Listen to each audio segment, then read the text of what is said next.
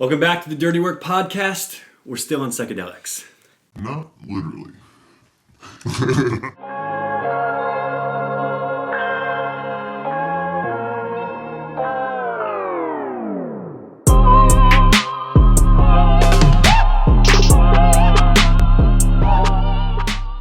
All right, welcome back to Dirty Work Podcast. Today is our first guest episode, so this is a very momentous occasion in our podcast world. All right, boys. I know. Today our guest is Skylar. He's a good friend of ours. I guess mine specifically. We go way back. We were not super close friends until the last year or so, but I've been talking to him, and he's a very deep thinker, and we were discussing the idea of psychedelics in the spiritual realm, and through discussing with him, he let me know that he has actually participated in psychedelics, and so I thought it'd be a pretty cool. Wait, you what? Yeah, I know.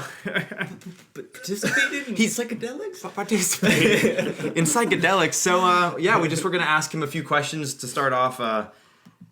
What got you where you are today? Tell us a little bit about your background, how you grew up, and yeah, what brought you here. Well, as far as my background goes, from Lancaster, like all of us, was raised in a Christian household, to parents that loved each other, loved me, no drug use, no even alcohol in the house growing up. So it wasn't really through exposure that I got into it. It was more just through discovery, I guess you'd say. I had to find it over time. And a lot of what it was is just being a creative person. Growing up, I'm really into music, into art. And generally when you research people that are musicians or artists, somewhere in their story there's either drug use, or especially painters and stuff like that. Some of their inspiration is psychedelics. And you kind of just get an impression of a psychedelic experience just through the visualization of artists, where it's just the style and the medium they use. I think the first time, at least in my memory, that I remember learning about psychedelics was in DARE. I just remember It didn't work at all, huh? Yeah, right? It was we didn't even know that stuff existed until you told us about it. Really backfired on Yeah, them. the worst program. They were actually handing out samples. I think that was where they went wrong. Yeah. Now, everyone take this drug, and then you'll know what it feels being like. handed samples of crack and real cocaine. Really? The cop came and they were like, "This is what crack looks like." Are you Really? sure he was a real cop? Yeah. Was his gun made of plastic? Did he open a trench coat with bags hanging? He's like, I'm doing it in the bathroom. What kind of bags afterwards. were It had hanging a when he price opened? on the back, which I thought was odd. Yeah, he would give you a wink, didn't he? You're like, yeah, okay. Tip off. This officer Jershaw, he came to our school and he'd tell us stories about how people got arrested, people he arrested and stuff. And he told this story about how he arrested these two teenagers, and he put them in the back of his car, and they were saying that they could see the sounds coming out of the car and they could hear colors. And even he admitted, which I thought was funny, that's kind of cool. And to your little creative, I don't know, This guy should not be 8-year-old giving mind, speeches. however old you are. He you're was like, a straight arrow, but I feel like even the idea of being able to hear sounds, or colors rather, just is mind-boggling. And you were a creative kid as well? When you were younger, would you consider yourself? Younger days were just outdoors. Okay. I would create fantasy worlds, with my friends, that we would then go out and play in those worlds. Later years, it was based off of whatever computer games we were playing. When we weren't allowed to play them, we'd reinvent ways to play them outside. Oh, that's interesting. Yeah, that's cool. Go to parks and just creating realities that you live in that are based on books and stuff like that. So yeah, when you have an active imagination, or you're into the fantasy realm, psychedelics in a way are attractive because they are real life fantasy in a way. It's a way to experience something that is beyond reality in real life. Yeah. Interesting. So Officer Kershaw started you on. Yeah, Officer Kershaw, man, he planted the seed. He planted the LSD seed in my head. I feel like Officer Jershaw, by the way, is the name of the officer who came to everybody's school for dare. You know, is it just one guy? Same guy. Yeah, he's the dare cop. A little sweaty. so there's wore one like dare cop. wore like a cowboy hat. Did you get a card, like a card, almost like a baseball card, but a police card from him? I don't Because I think I got. I think it was a something pouch. Like I think is what he Yeah, got. we've established this. I think it was. With the price on it. It had the number on the back. He was like, yeah.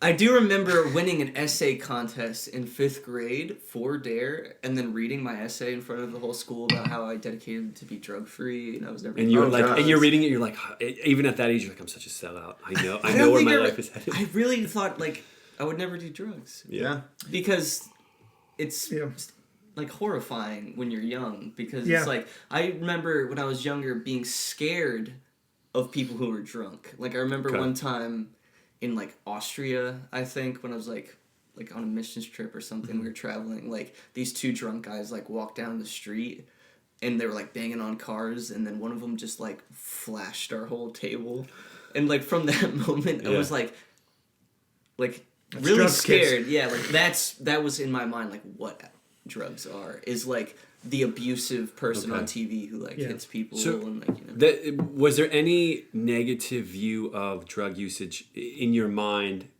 Was any of that from your religious upbringing, like your family, or was that solely just because you saw a guy's slong in Europe? Along. Yeah. I mean, obviously, like having a Christian upbringing, you're gonna have like a stigma towards drugs because you're not around drug use, and the Bible seems to, at least in the way that people interpret it, like deter you from drug use. At least the way it was taught to me was even alcohol, like casually drinking alcohol, was kind of edgy, you know. So like to have parents that don't visibly drink alcohol in front of you, they may not say to you alcohol is wrong, but you still get that impression that like it's not good, and at least. What was your Christian upbringing? Was it very fundamental, evangelical? It sounds decently conservative. To me, it was just like, I mean, we went to Calvary, we grew up at Calvary Church. People who aren't familiar with Calvary, it's non-denominational. Conservative to... I would say, for me, it's conservative, but that's such a spectrum that I've met people later in life that I'm like, wow, my parents are liberal compared to that. But to me, it was... I mean, my parents just... They wanted me to follow God, and they had seen people fall away from God through alcohol. Especially, like, my great-grandparents were alcoholics before they became Christians. So, my grandparents never participated in alcohol, and therefore my mom never drank, and it kind of just got passed down that way. Interesting. So, your first time like trying anything, do you remember like kind of what was going through your head? Was it you talked about like kind of it almost like brought the fantasy world that you were that you loved into real life? Was that was one of the big drives for you? Was it like maybe in a way like rebelling against like, oh, we've never talked about this, or when we have it's been negative, I'm going to try this and see what's going on? Did you have friends that were in it, or was it just like let's just try it and see what happens? Well, I would say the first drug that I did was just marijuana. Okay. It is a or gateway weed. drug. It all started. The officer the old was right. gateway drug. There we go. I think that's just often what people start with because it's the most common. And pretty easy to get a hold of. Yeah, it's pretty easy to get a hold of, and it's not like scary. Like I feel like you don't hear stories of people like, have you ever heard of the guy who took a hit of LSD and then thought he was a glass of orange juice for the rest of his life? Yeah. And he then he walked around and face. he's trying not to spill himself. That's like the story. You never heard that? No. That's That's a amazing. pretty well known like. Oh, I will be diving deterrent deep tonight. We'll be look up diving the into orange juice, guy. man. Yeah, orange juice guy. Yeah. Stories like that scare people away from. He's actually the lead singer of Pulp Fiction. New band playing at the Chameleon. I didn't like Is that a that. good He joke? doesn't- Ah, come on. He doesn't move around a lot. He doesn't though, move on around. stage. Wow. Where was I? Sorry. So you tried marijuana. That was your first, Yeah. like... And I've That thought wasn't a good lot enough. about why, I did it. Because people will often say that, like, especially in Christianity, that it's like a direct rebellion from, your parents or for like the control. But like for me, it was literally just the fascination and the curiosity of what Yeah. that experience was like. Yeah. And How old were you when you I was first hit? I was ninth grade. Okay. I was 14, with some 15. marching band kids. It All was very right. cool, to get in with the cool kids. I And know. marching I've band. heard the marching band kids Yeah. were actually like I've pretty seen crazy drum on the line. field. Yeah, They were I dropping get- them in the tuba. Yeah. I get... yeah. They don't have like the social prestige, so they have like their own hierarchy. Yeah. Everything's a speakeasy. I like that. Well, okay. I like that. That's cool. And then the thing that was like slightly different about me when I started smoking weed is that it wasn't as much of like a social thing as much as it was for me, like pretty much right off the bat, it felt like a minor psychedelic experience. Okay. Like what I would do growing up, what I would do in ninth grade when I was 3, I started Yeah. rolling. No, is I would smoke out my window at nighttime, and then I would lay down and put headphones. And your parents wouldn't know. Well, not every time. They found out Okay. eventually. Yeah, It's yeah. not a foolproof system, but a couple times they did Your not dad know. walks outside and you're like, this is not your usual schedule, father. You don't want to do it on a stuffy nose because, you don't smell it, and therefore you think, Oh, got it. but I lay down, and what I would remember is just seeing things pop up in my head like images that were not like earthly objects necessarily. They were almost like abstract, like maybe cartoonish things, but they were just like this constant flow of like abstract images. And every time that I saw them, it's like, when you like something rings a bell and it like jogs your memory, you're like, I remember that, but I don't really know where I remember that from. It's like, that was the feeling that it would give me. It was almost like I was remembering something that I had seen in a dream when I was younger, or like, but it like struck me as profound. It was like, it was mesmerizing, to see these images in my head. And I don't know if that's common with people It's really that smoke weed, but that was what really got me into it. Is it wasn't more like I want to be cool or smoke with people. It was more like, now looking back, it's like this has given me somewhat of a spiritual experience that I can't explain, but like I keep going back to. So that was where it started. Okay. So you think the fact that like you were raised in this Christian household, that you've to some degree probably were aware of whether we want to say mysticism, the spirituality of Christianity, right? Mm-hmm. Would you say, is it fair to say that that was a factor with driving you towards psychedelics? That was any part of it wanting to grow kind of closer to the spiritual realm with God and faith, or was it just sheer fascination with it? And obviously, probably at the time, maybe that wasn't something you were thinking about, but I don't think at the time I could have correlated smoking and growing closer to God. yeah, I think that there was a division between those two acts for Sure. me. Especially, I felt a fair amount of guilt over doing it. yeah. It wasn't like I felt like I found a secret cheat code to like be a better Christian. Yeah, It was just like, if only you knew. Yeah. Hiding from your parents, Yeah. smoking weed out the window. I could teach you some things. No. This is called sanctification, my friends. But I do think also that every human, what they're craving deep down, like you could call that void, is a spiritual experience. And I think that the things that we fill that void with commonly are like, at the very least, like shallow forms of an authentic, like spiritual experience. So I think like being a person who, was raised in Christianity, but also the way that I practiced it, or maybe the way I learned it, like it seemed to fall short a little bit from an actual experience than going to something that like actually like felt real. There's there was a difference between like grappling with like the theology of like what I'm being taught, but then like praying to God and like feeling like I was, you know, talking to no one, and then like slowly wandering into something that like gave me this large feeling of something greater, you know. That's interesting. Yeah. So then, what caused the transition then from something like marijuana to LSD or to psilocybin? In high school, I was a senior. I think was the first time I tried LSD, and this is gonna sound kind of dumb, but a lot of the thing, like when music popularizes certain things, it becomes less scary. So there was a rapper at the time, Chance the Rapper, who put out a mixtape called Acid Rap. Yes. Where It's a good mixtape. super good mixtape. And I had a friend at the time who had done LSD, and I had like done some research into it. I remember one time my mom found me like on the Wikipedia page of like, I think it was like Timothy Leary, and he has the quote where he's like, you just gotta like tune in and like drop out or whatever.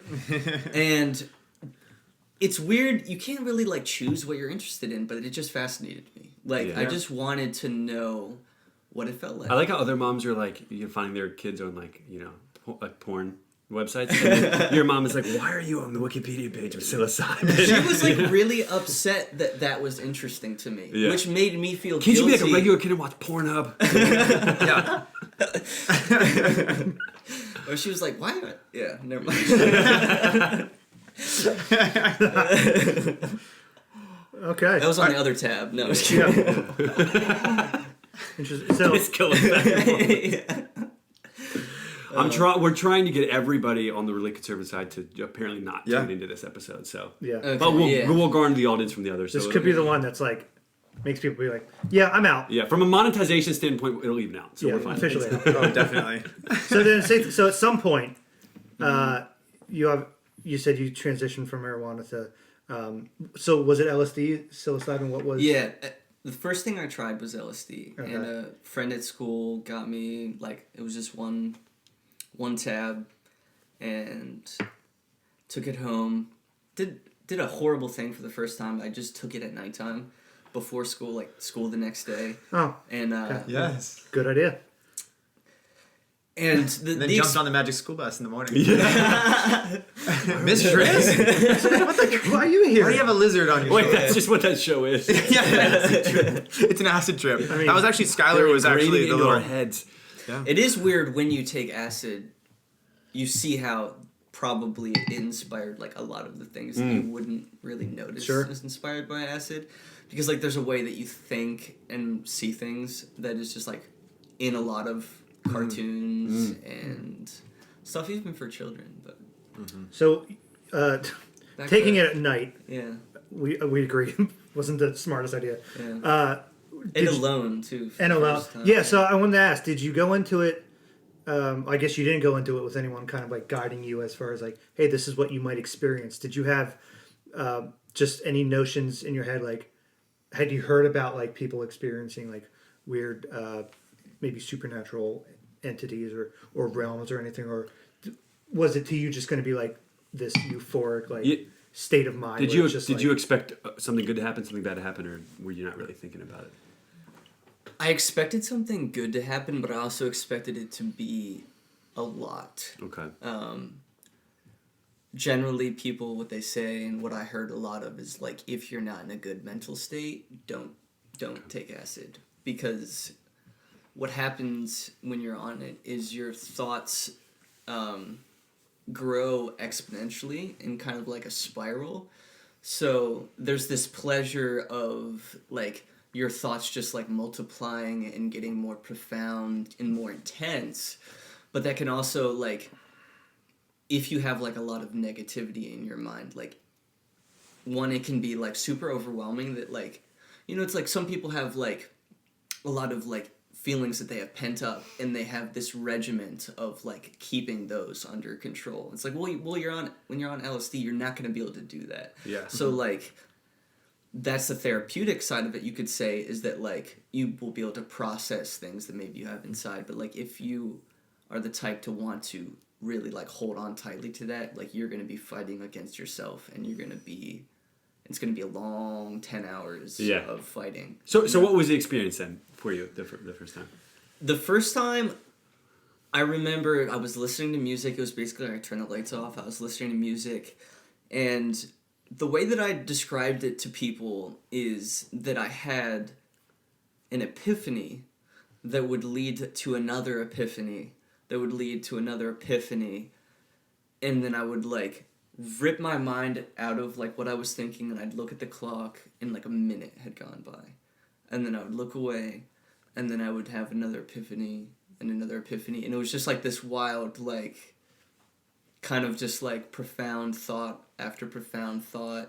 And I was listening to music, and the weird thing about listening to music on LSD is it becomes almost interactive in the sense that like what you're listening to is also painting like very vivid mental pictures in your head, much stronger than like obviously when you're sober. So you begin to feel like you're almost inside the music, because as it changes, like your thoughts shift, and then also what you're imagining shifts. So it's like all kind of like connected that way. And you get to, there's like raised, like you feel very like emotional, so you can kind of like almost feel like you are whoever's singing, because like you're empathetic in that way. I had like a really positive experience the first time, regardless of like being alone, because I was in a place that felt safe to me, and I knew it's like I think there's just certain minds that are better suited for that. Like I think being a creative person and someone who thinks abstractly, you're not going to be as frightened by your thoughts. Like, there's a fundamental, like, your brain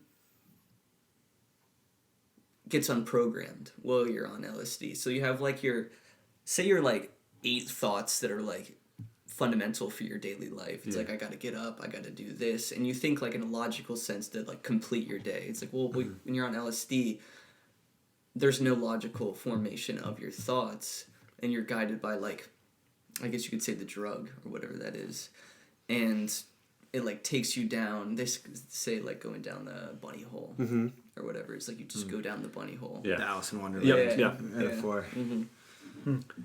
Interesting. I loved it until the morning, when 10 hours later I still felt like I was tripping, and I had to go to school, and you know I remember, this is weird talking about this because my parents don't even know this. I hope they don't listen, but I remember like having to We'll blur your face out the whole podcast. I remember having to eat a bagel in front of my dad, so he thought I was eating breakfast, but not being able to eat it, and then like hiding it in my room, like in my sock drawer, so they thought. Why couldn't you eat it? It's just because of my stomach. I was so like sick to my stomach, like I had no appetite. But I was like, if I go to school without eating breakfast, I'm picturing him like, they're gonna instantly know I'm on LSD. Yeah. So, is there anything that you feel was very helpful to you from that first experience, or that you gleaned from it right away? Like any just life improvements, character building things from that first one? Those epiphanies you're speaking about, have those carried with you past the initial experience, or was it just in those moments you felt like it was very profound, but there's not been necessarily anything that's lasting from it? From that specific experience on, I would say there's definitely been lasting change. I would say, honestly, that I would be a fundamentally different person if I had never tried psychedelics. I don't know if I could say that I'd be a worse person or a better person, but it just changes the way you look at the world. There's a way that like you're just not muddled down by like the benign. It's kind of like you're suddenly just like elevated to this level where you're only thinking about things that really matter. that seems to be the general consensus from people that have done that, is they come out of it in this sense of everything is connected.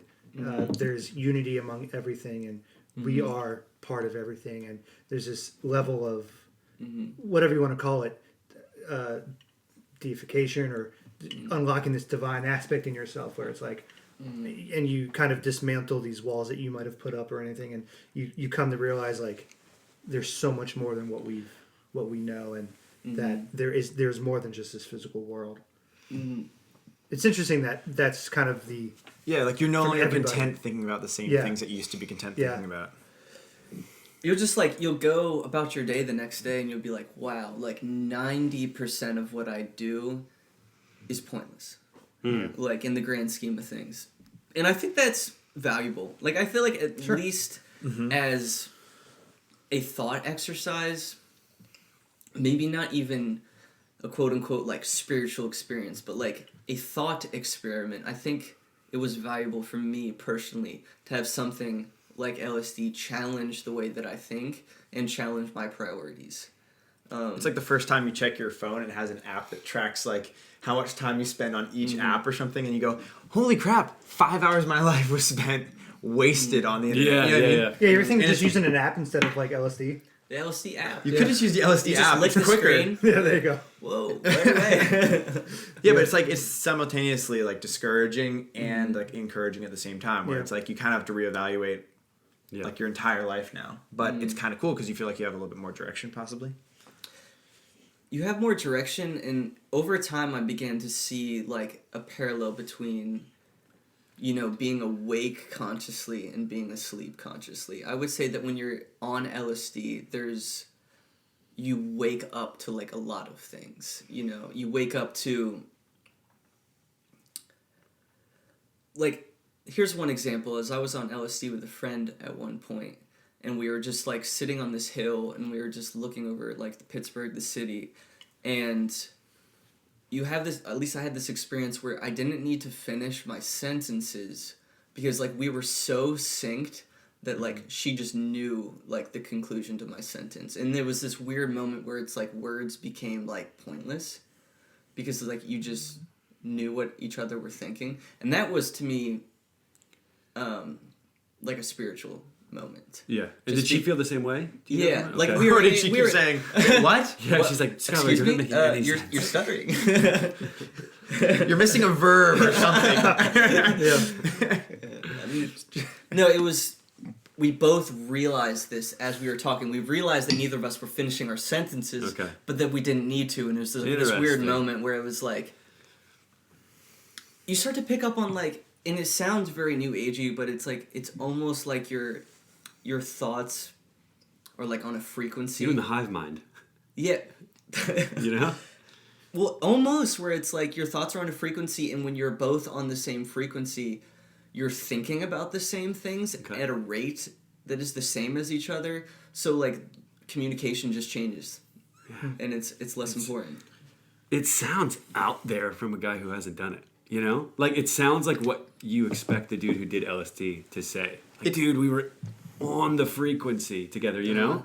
Yeah, right. Yeah. There's no words to explain But it it's without cool. sounding No, really but like cliche. I'm into it though. This because is it's beyond articulation. It's yeah. you know. I was speaking to somebody about psychedelics just in preparation for this thing, and he said his experiences were like, especially speaking to somebody who doesn't have those psychedelic experiences, like trying to relay a movie that only he had seen and that I hadn't at all, and so you almost don't know what vocabulary to use to convey it to you, and so you almost have to just grab for like what's out there that the other people have used and so you end up, you know, fumbling around with the words of, you know, tap into the frequency, man, or like that sort of thing. You say man quite a bit less, but Good vibrations. yeah. No, but like it's on the frequency, bro. but there's a reason that has been used so much, and it's probably in the parlance of people who have interacted with psychedelics, because it feels like that. You feel like you're on that wavelength. You feel like you're synced in with each other, and that's just how it feels. It's just the experience you guys had. And there might be a metaphysical reality to it in the sense that, like, when you really look at the world, they often say that most things are frequencies, and most things are waves, and like solids are just more dense waves. And that like the more you expand out, where like if you look at light or sound, they are wavelengths. And music, like the reason harmony exists is because of wavelengths. And like two notes could be different octaves, but the same, like, you know what I mean? It's very interesting how that works, and you almost wonder if there genuinely is like a wavelength which connects the way we think, and whether or not there is an actual element to like frequencies of thought. You know what I mean? What is super interesting, just the fact that I don't believe that our thoughts are, like I believe our thoughts interact in the physical world like more than we think. Like I don't think they are separate, and like we have this private space where we just think and it doesn't affect anything. And I do think when I've interacted with people that, like, you hear this phrase like, oh, I get a good vibe off you. Yeah. You know? And then I found out that vibe is short for vibration, which is dumb that I didn't really make that connection. But it's like, whoa. Yeah. Like, I'm talking about good. And you go, there's vibration. actually some like reality behind what they're saying. It's not just hippie mumbo jumbo. You're like, oh, actually vibrations. And hippies were kind of doing LSD a lot. Yeah, that's Yeah. true. Dude, everything connects. Everything is They were everything. onto Everything is something. connected. Yeah, everything's one. connected. So just the idea that, so if we raise like the levels of consciousness, right? Like if we raise the way we think and we elevate, which I think is like Christ would be like the pinnacle of like, you know, he has Christ consciousness, like ultimate communion with God, he is one with God. I think that as you raise your, like, there are things that raise your levels of consciousness, and that could be perceived, maybe on a subconscious level by people. Like, I would imagine when people interacted with Jesus that they felt something when they saw him, or when they interacted with him that felt different. And people have had these experiences, like, across the board, where they feel something, they'll get, like, a bad feeling, and not sure why, you know? Almost like they're picking up on something that is maybe not physical. Maybe there's physical components to it, but I would believe that there are, that we are transmitting things not only like through how we speak and how we move, but maybe even how we think. Like if you imagine someone like contemplating murder, for instance, like you might not know someone is contemplating murder, but if you saw someone contemplating murder, maybe you would just get like a bad feeling. Yeah. I can't prove that. Maybe I've never been around someone. Are you contemplating murder?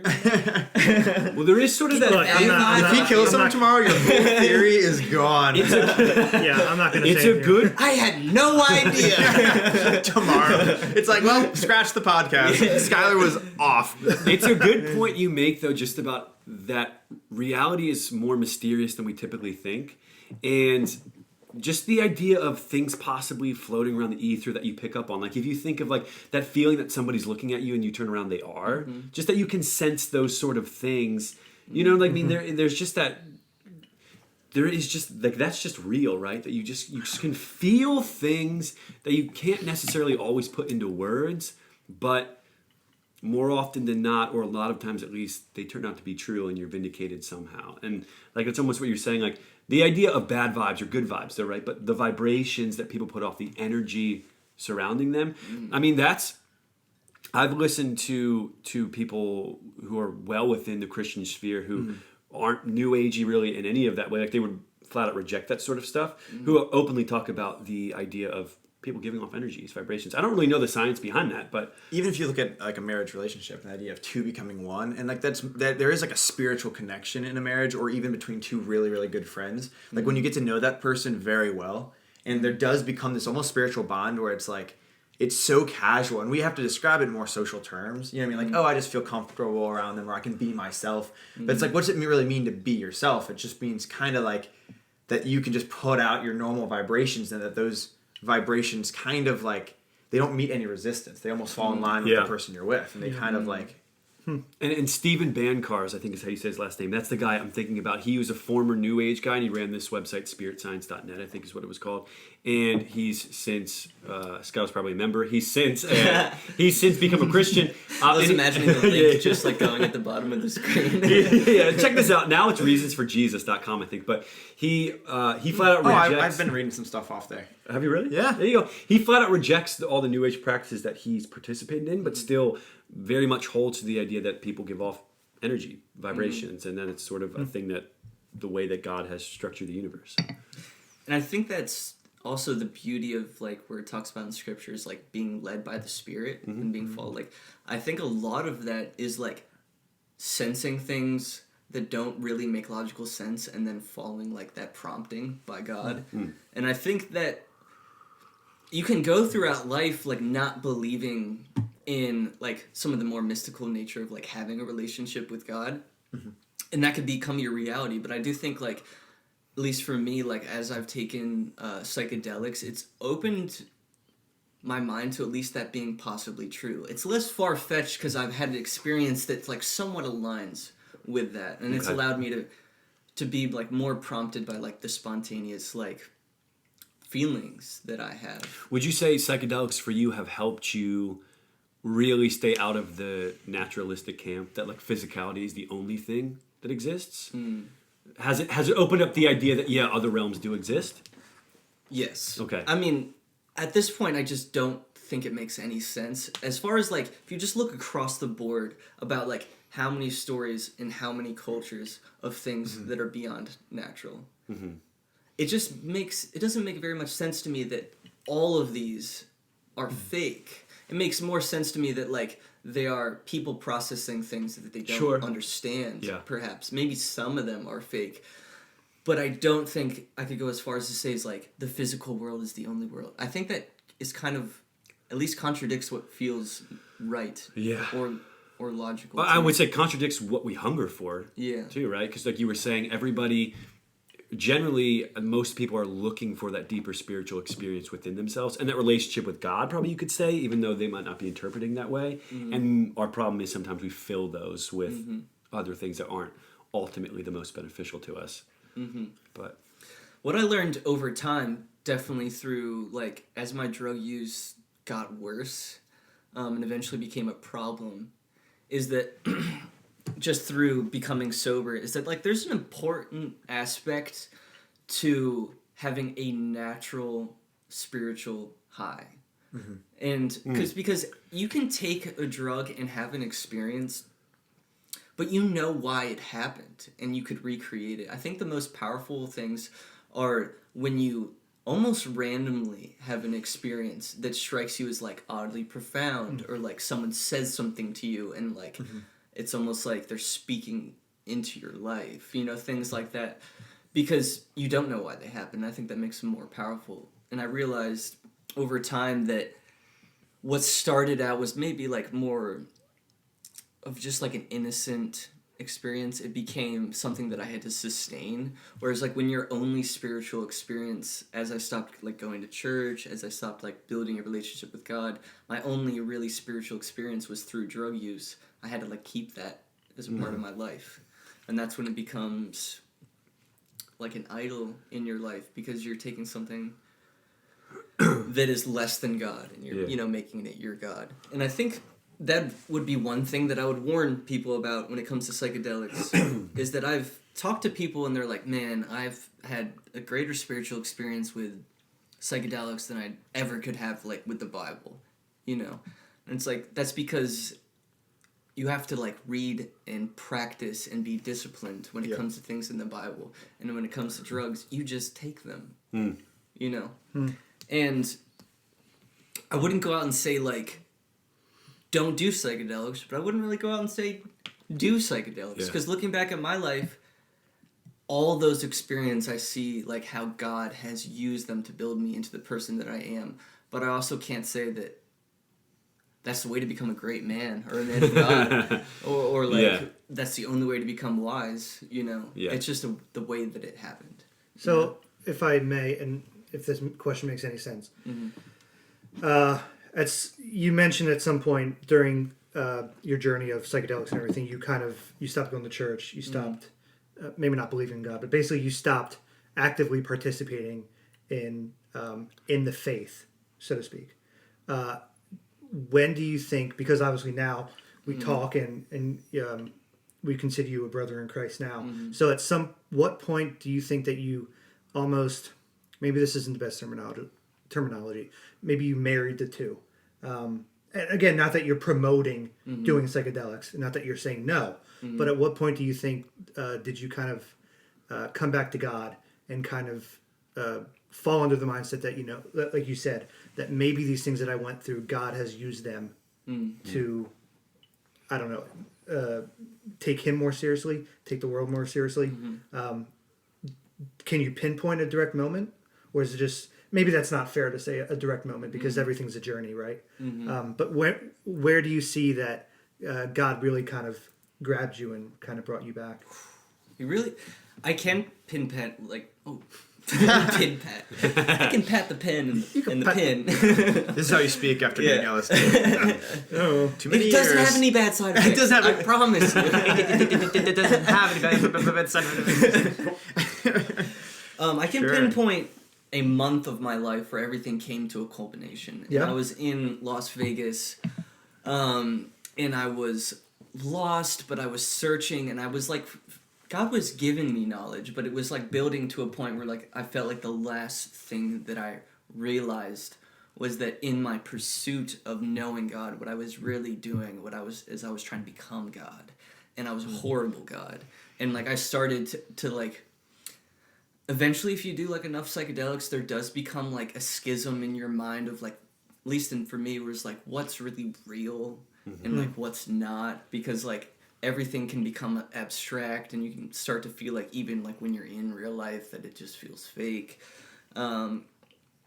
So I had a couple of moments where I just like had this Bible on me, and I just like opened up the Bible, and like whatever I read at the time, I remember specifically being on my front porch, and it just like brought me to tears, because it was like the things that I felt like God was telling me through my life, I just like found in the Bible as well. And it was like an exact, I was like, I felt like I was developing like my own, truth or whatever. But then I was like, I found that truth in a much better truth, like in the Bible. Mm-hmm. It was like what I was mixing up had already been made, and it was presented, That's cool. And then also it was just then like the crippling need for forgiveness, was another thing that like, which pushed me like, back into like Christianity. Is like there's a point where I didn't understand God, and I felt like I wasn't responsible for any of my actions because like I had been made this way, and I was unable to understand God. Like I was made broken with the inability to understand God, so like what's the point, But then I kept on like calling out for understanding, and like as my life progressed, I got into a darker and darker place, and then eventually it was like the light was just there. And I remember like being in my apartment in Las Vegas and just like having this moment where I had like kind of lost my sanity a little bit, and I didn't really know what was real. And I remember just like reading the Bible, and it just like desperately reading it, because it was like anchoring me to like what was real, and it was like anchoring me to this idea that like I am not God, and like this is God, and like he has forgiveness for me. And then like eventually, like after being able to process that experience, I've been able to like, I have this data that I've collected like through my life experience, like through, just living and psychedelics. And then I have like the true narrative of the Bible. And then I've been able to see like a lot of that actually coinciding. I wouldn't use psychedelics as like, they're not, it's like they're as spiritual of an experience as I think any experiences. Like what I did often was take like Adderall was a drug that really got me in a bad place at a point, and I realized like over time that it made me feel like God, and psychedelics can do that. And I think that's the dangerous aspect is you start to like worship like what you can think and what you can do, and then eventually you reach a point where you're like, man, I really can't do that much. Like I really am not that great. I'm kind of just like worshiping myself, and then you realize like I can't run my life on my own self. You end up worshiping the experience itself, or longing for the experience of the experience, or worshiping yourself, as opposed to longing for the experience of God, which I think can look very different, because it's not always that psychedelic high. It's not always that spiritual high. When you're experiencing God, because you could be experiencing God through reading scripture, which might not necessarily feel like anything at the time, but applying that to your life, living it out, and I think carrying your cross, engaging in that self-discipline, and then sometimes it clicks and you get that spiritual high, and then you also get that character building. And that's not a demonization wholesale of psychedelics, but sort of picking up on what you said before of sometimes it seems like the easy train to a spiritual high, but there's something beautiful and different not necessarily the only thing that's right, but something beautiful in and of itself, of getting that spiritual high in a sober mindset. Mm-hmm. If that makes sense. Mm-hmm. Yeah, I think you can kind of fall in love possibly too with like the feeling of like belonging and oneness with creation and with the universe and with all the people around you, and this feeling of like connectivity that you see in a lot of like Buddhism and stuff, this idea that there's this like almost this like ultimate consciousness that you need to like partake in, which is to some extent a Christian idea too, but there has to be that also that split in recognizing the creator and the creation and saying you don't just belong to the universe, you aren't just loved by the universe, but you're loved by the creator of the universe, and to just view yourself as a part of some bigger plan isn't enough. There needs to be that second step of saying, well, whose plan is it? Yeah. And falling in love with that being. And the idea, like you're saying there too, of becoming your own God, like if psychedelics sort of making you feel like you're your own God, might all be all well and good if we were good gods in and of ourselves, right? But like we're just not, and we're just finite, and you get there and you're like, this is not what all I thought it would be.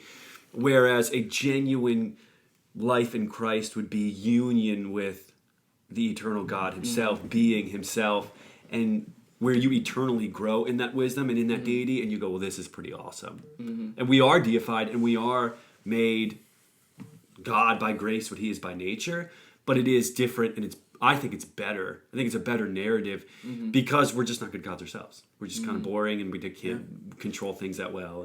And that's what the serpent said. And the serpent, yeah. I'm just saying, like, Speak for yourself. I don't get the. Say don't love this. Sorry. Boring. I don't get the I'm not part Mormon. of you, man. I don't get the Mormon idea of being a god of your own planet. Be a real sucky planet. You know. And that's what Satan said in the garden was, you will be like God. You'll know the difference between right and wrong. And there is that, like we were saying, it's like handing your dad's keys and saying like, you can drive your car like your dad can when you're like 4. You know what I mean? Yeah. And it's like, well, yeah, you can drive a car, but you will crash it. You know what I mean? And I think there's a little too much possible wisdom handed to you in a way that you don't really have the tools yet. Yeah, it's that like, Peterson handle. quote of Carl Jung where he says, "Be careful of unearned wisdom," which is what Jung's talking about psychedelics. Be careful of just venturing into territory that you really haven't earned, of getting that high when you haven't engaged in the life practices that would culminate in such a high. Yeah, you're experiencing a lot of real things which you don't yet have the ability of integrating properly into your life, and so it's like, oh great, now you know all these how to sin, but you don't know yet how to live righteously. So now you just fall headfirst into that pit.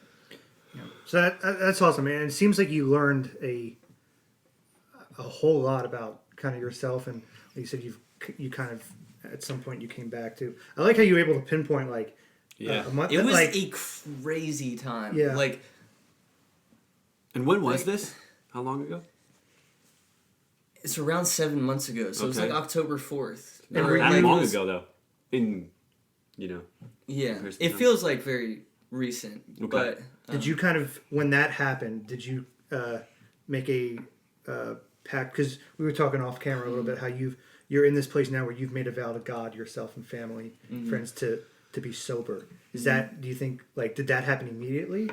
Was it more of a struggle for you, or were you just like, you connected with God and you're like, God, you're the high that I want, you know? Well, pretty much immediately, there was like it's weird. I was trying to explain it to someone. So it's like, if you imagine like maybe like the path to like enlightenment or whatever, it's like, it's not like it gets better as it goes. It's just like parts suck and parts are awesome. Yeah. So like I kind of had this experience where it was just like horrible and good at the same time, as far as like I was finally like seeing the truth, but also like the pain of seeing my own sin for the first time was like agonizing. It's like looking yourself in the mirror. It's like, oh, now your eyes are open, but now you see how ugly you are. Yeah. It's like the mirror here. Yeah, exactly. You look like a sad cloud when you look at it. It's like, Yeah. oh, that's Thank me. you guys. Yeah, no problem, man. I had this like weird experience where it was like, where I really actually felt like my eyes were opened. I looked around my apartment and it was like, there was dirt everywhere. And I remember just like getting out like a sponge and like starting scrubbing, and I had, it's like I couldn't see the filth. And then suddenly like everything was dirty. And it was like this really surreal feeling where it was like, has the room like been this filthy before? And it was like overwhelming. Wow. It was weird. Super weird. Yeah, the closer you ascend the mountain of God, the dirtier you're going to realize you are. Mm-hmm. You know, like you're saying, like the path to enlightenment, the closer you get to God and the more holy you become, you just realize your eyes open more to the fact that you shouldn't be up there, exactly. in the sense, right? But you are up there through the grace of Christ. But it's like, wow, I really am. And physically, yeah, if you walk up a mountain, you start getting lightheaded. There's like an actual like a decrease in your ability to exist the higher you go. You know what I mean? It's like a physical example of how, like oxygen gets thin. And I guess overall, I just wanted to know for sure, like, what I was experiencing was real. Yeah. And I think that's the benefit of having a spiritual relationship that is sober-minded, is that, like, you're not synthesizing an experience. Like, an experience is being given to you. And there's a lot more faith, I think, in that. Yeah. Because you don't really have to have faith that a drug is going to work. But I think, like, faith is built when you don't hear God for a long time, you know, and, like, you continue to walk. And then you have an experience that affirms why you're walking, and then you continue to walk. That's good. That's good. Yeah. That's awesome, and I'm glad we could have this conversation because it's stuff that we've talked about off camera and everything, and kind of like you mentioned, there's not many Christians talking about this. And not to say we're forging some path, because there are people that talk about it, right? But to be able to sit down with, again, someone who we would consider to be a brother in Christ, but has had these experiences and doesn't just write them off, and, you know, has looked at it as something that you've learned from, God has brought you through that and continues to bring you through that, right? Obviously, it's a journey, and it's not a once and done thing, but that you can look back at this and know that through it you've been tested by fire, so to speak, and that grace has kind of brought you through it, I think is really awesome. I think it's a dialogue that we need to be having more and more, because there is this stigma as Christians that when it comes to these things, like, we don't talk about that, and, you know, we don't want to get close to that, but we need to talk about that. And even through talking, the three of us, like, we've learned that there are parts where we might kind of see a little bit differently, but at the end of the day, to know that, hey, we're brothers, and we care about each other, we care about deepening our relationship with Christ and with each other, has been huge, and I think we need to facilitate more conversations like that. So I appreciate you being able to come on and talk about that. I'd be happy if you were just the resident in-house, I don't know, like, you know, psychedelic expert with us. And what is the psychedelic guy? And then you're just over there, like, in the corner, shadow boxing or something. I'm getting some good vibes from this one. Vibes mean vibrations, by the way. Vibrations. I mean, dude, we're so happy that you would come on. I'm sure that you would join us again at some point. We hope so. Super thankful for you sharing with us. Y'all know what you need to do, Dirty Work family. You need to like us, comment, press that subscribe button if you're watching on YouTube or wherever you are, and when it lets you. Give us a 5-star rating on iTunes. Follow us on all social media. Reach out to us. Again, we'll have Alex do shrooms if we get a couple $100 behind there. I think 500 was what you said. And if you 500, and if you guys donate 1,000, we'll let you decide what we do with Skylar's hair. Do we cut it? Do we shave it? Do we leave it grow? We don't know. But it's a lot of money to do. For just, as you can, when a haircut's like $25. I'm resting easy. I don't have anything to worry about. You guys cannot dictate what I do. Well, I mean, enough money, maybe. You know. Thank you so much for listening again. We are super excited to keep going with this series, and we will have another special guest for you next week talking about psychedelics. In the meantime, continue to embrace the struggle. Thank you for listening, and we will see you soon.